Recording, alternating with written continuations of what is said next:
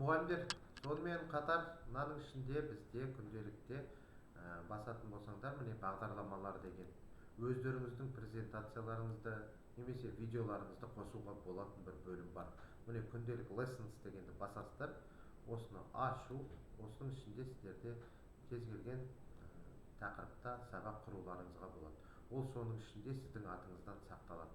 Менің сыныптарым десеңіз, өз сыныптарыңызды көресіздер.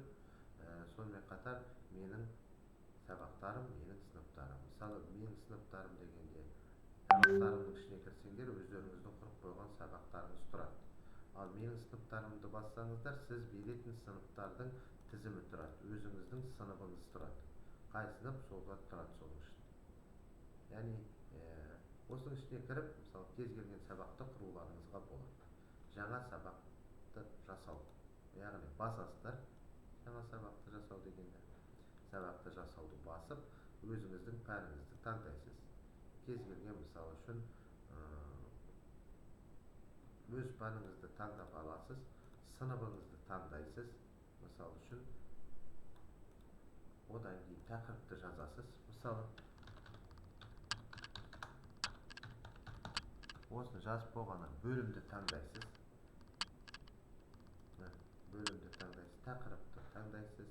Мысалы, параллель тоқтарды әсер ету дегенді басып таңдаймын, өзім үшін керек болғанды.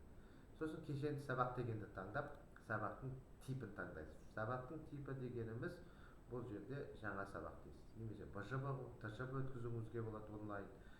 Жаңа сабақтың түрі деген. Жай сабақ ретінде өткізесіз. Мысалы, тақырыптарды қосу. Осының ішіне сіз кез келген өзіңіздің тақырыбыңызды жазасыз. Осы жерге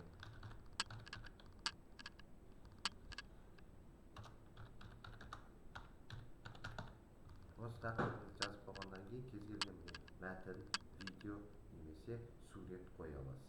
Файл десеңіз, кез келген презентацияңызды сіз қоя аласыз. Осының ішіне міне қойдыңыз ғой, міне презентация қалай қосу керек. Бастыңыз, файлды қойдыңыз, осы мына суреттің үстіне басасыз. Өзіңіздің керекті файлыңызды таңдайсыз. Мысалы, 10-шы классқа керек сабақтарыңызды, мысалы, мынаны алдыңыз, қойдыңыз. Бұл жерге сол балаларға ол көрініп тұрады. Барлық балаға осы презентация көрінеді. Немесе керекті, өзіңізге керекті, мысалы, YouTube-тан бір видеоны тауып алдыңыз. Осы видеоны ашқаннан кейін мынаны тыңдадыңыз. Осы видео сізге керек осы сабақта. Осы сілтемесін копировать етіп аласыздар. Мына жерге әкеп қосасыздар. Ол үшін бейне дегенді басасыз.